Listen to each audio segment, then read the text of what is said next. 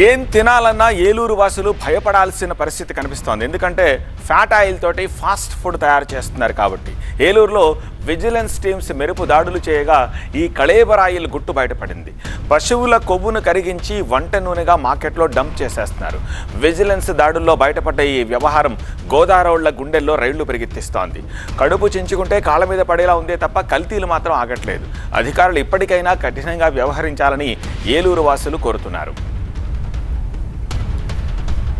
ఏలూరు నుంచి మరింత సమాచారం మా స్పెషల్ కరెస్పాండెంట్ రవి అందిస్తారు. యానిమల్ ఫ్యాట్ను మార్కెట్లోకి విచ్చలవిడిగా అమ్ముతూ కల్తీ ఆహార పదార్థాలు తయారు చేస్తున్న విషయం ఇది ప్రజలందరినీ కూడా భయాందోళన గురిచేస్తున్న పరిస్థితి. చెప్పండి, ఏలూరు వాసులుగా మీకు ఎలా అనిపిస్తుంది? అటు వెజ్ అయినా సరే, నాన్ వెజ్ అయినా సరే, ఈ రకమైన కల్తీ ఆహారం మన కళ్ళ ముందు ఏలూరు లాంటి మహానగరంలో, పట్టణంలో సాధారణమైనటువంటి ప్రజలు వాడేటువంటి నూనెలోనే ఈ విధమైన కల్తీ జరుగుతుందని అంటే ఈ చాలా దుర్మార్గమైనటువంటి పరిస్థితులు. అంటే సాధారణుడు ఆరోగ్యంగా ఏది తినాలన్నా భయంకరమైనటువంటి పరిస్థితులను ఎదుర్కోవాల్సి వస్తుంది. ఇప్పటికైతే 2 కబేళాలు వెలుగు చూసినాయి. అనాధికార కబేళాల్లో నూనె తీస్తున్నటువంటి కనీసం, కానీ ఇంకా చాలా చోట్ల ఉన్నాయి డైరెక్ట్గా కబేళాల దగ్గర తయారు చేస్తున్నారు. ఎలా అనిపిస్తుంది ఇది చూస్తుంటే? ఇవాళ ప్రజలు ఏంటంటే అది చౌకగా వస్తుంది కదా అని చెప్పి లూజ్ ఆయిల్స్ కొంటున్నారండి. మొట్టమొదట చదువుకున్న వ్యక్తులే కానీ చదువులేని వ్యక్తులే కానీ చాలామంది ఏంటంటే చిన్న చిన్న మిల్లుల దగ్గరికి, చిన్న దాడి దగ్గరికి వెళ్ళి 1 కేజీ నూనె ఇవ్వండి, 1 5 కేజీ నూనె ఇవ్వండి ఇలా తీసుకుంటున్నారు.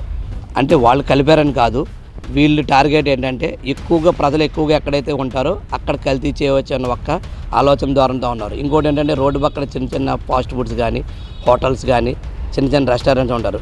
వాళ్ళకి ఏంటంటే అది తక్కువకే మీకు ఆయిల్ ఇస్తామని చెప్పి ఒక అబోధ కల్పన చెప్తారు. ఇది 4-5 రోజులు చూసిన తర్వాత ఇది తక్కువ రేటుగా ఉంది, వాళ్ళ రేట్లు బాగున్నాయి, ఇది కలుపుదాం చేద్దామని చెప్పి వాళ్ళు కూడా చిన్న ఆలోచన తీసుకుంటారు. కానీ ఇది ప్రజల మీద చాలా దుష్ప్రభావం చూపిస్తుంది. వాళ్ళకి అది తక్కువగా వాళ్ళకి రావాలి, ఈ కొనే వాళ్ళకి కూడా ఎక్కువ క్వాంటిటీ కావాలని ఇది ఉంటుంది. ఒకటి ఏంటంటే ప్రజలు కొనేటప్పుడు మీరు కొంచెం గమనించి మంచిగా ఉన్నాయి కొనుక్కోవాలి. ఇలాంటి ప్రభావాలు జరుగుతున్నప్పుడు ఏంటంటే అధికారులు కూడా కొంచెం ప్రజల మీద కొంచెం శ్రద్ధ అవగాహనతో వాళ్ళు పెద్ద మనసు చేసుకొని దాడులు చేస్తే ఇలాంటివి ఉత్పన్నం అవ్వు.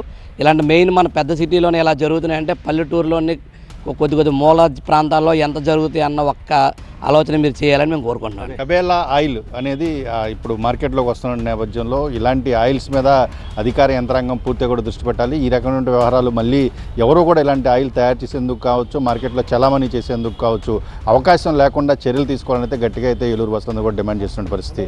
కెమెరా పర్సన్ దుర్గాతో రవి, TV9 ఏలూరు నుంచి.